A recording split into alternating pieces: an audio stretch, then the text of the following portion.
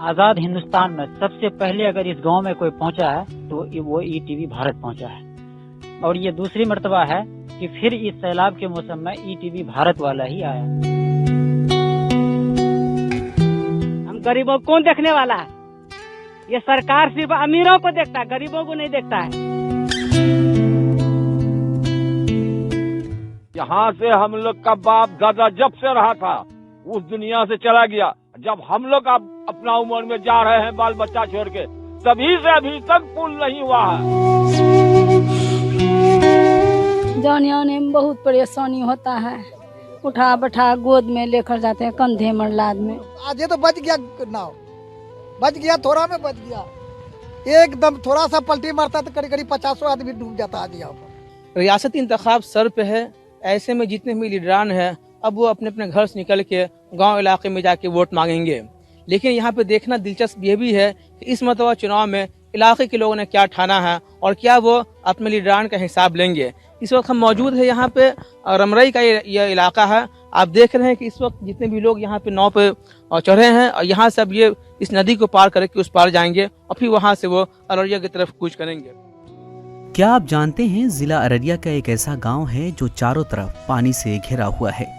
जजीरे की शक्ल लिए हुए इस गांव को लोग अंडमान निकोबार की शक्ल में भी जानते हैं।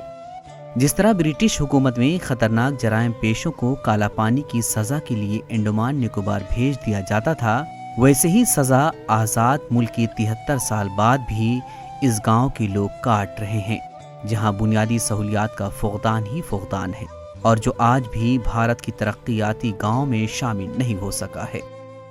सारे दुनिया से इस बस्ती का हालत कहीं नहीं खराब है कि हम लोग का आना जाना मजदूर वो भी बेचारा भूखा रहता है नदी का करने, लाट डूब जाता है, ये हो जाता है, वो सब मजदूर बेचारा नहीं जाता है। हम लोग अब बूढ़ा हो गए, अब तक 80-90 बरस का उम्र अब हम लोग का हो गया।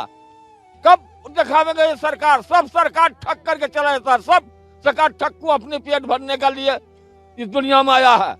पब्लिक के लिए कोई भलाई करने का नहीं सोचता है कि हम पब्लिक को कैसे भलाई करेंगे। हम लोग की औरत जैसे जेल में बंद रहता है उसे बंद रहता है कि कहीं चलने फिरने के लायक नहीं होता, आगे कैसे जाएंगे, वो पार ये पार।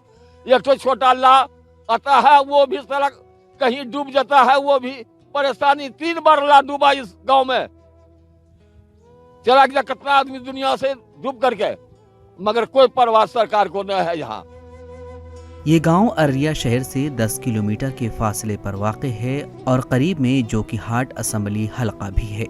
इसको रमरई गांव के नाम से भी जाना जाता है। इस गांव की आबादी तकरीबन 2000 घरों पर मुश्तमिल है। रमरई गांव के तीनों तरफ बकरा नदी है और एक तरफ गांव की आबादी है, मगर आज़ादी के 73 साल गुजर जाने के बाद भी इस नदी और गांव के दरमियान एक अदद पुल नहीं बन सका। कितना मुश्किल होता है जब बीमार लोग पड़ते हैं। परेशानी, कोई लड़का भी नहीं है, एक ठो छोटा है और गोदी में लेकर इसको पार करते हैं। जाने आने में बहुत परेशानी होता है। उठा बैठा गोद में लेकर जाते हैं, कंधे में लाद में। यहाँ पर तो डॉक्टर भी नहीं आते हैं। पुल होता तो सुविधा होता सब आदमी का बीमारी। पुल का होना जरूरी है। बहुत परेशानी झेलते हैं। बहुत परेशानी, बहुत तकलीफ, आने जाने में बहुत तकलीफ। इस गांव के खस्ताहाली का आलम यह है कि यहाँ 90% नाखवानदगी है। इलाज के लिए कोई अस्पताल नहीं है। स्वच्छता मुहिम के तहत कोई बैतुल खला नहीं है। रसोई के लिए आज भी लोग दरख्त के पत्ते और लकड़ियाँ ईंधन के तौर पर इस्तेमाल करते हैं। इतना कादा में कन्हा पे चौर लेकर के हम घर जा रहे हैं खाने के लिए। डेली आते जाते रहते हैं। तो नदी जो पार करते हैं खतरा नहीं रहता? बहुत ज्यादा खतरा है, जान पर खेल करके पार करते हैं। ये भरोसा नहीं रहता है कि हम पार हो सकेंगे या नहीं हो सकेंगे, कि मर जाएंगे, डूब जाएंगे। इसका कोई गारंटी नहीं है। यही नहीं, इस इलाके के लोग सड़क तक से महरूम हैं। साल के 6 महीने गांव के लोग बकरा नदी के ऊपर से छछरी का पुल बनाकर आमदोरफ्त करते हैं, जबकि बरसात और सैलाब के दिनों में बस यही एक कश्ती सहारा होती है। कोई उम्मीद नहीं है बचने का। जितना आदमी रहेगा सब आज ये तो बच गया नाव, बच गया, थोड़ा में बच गया।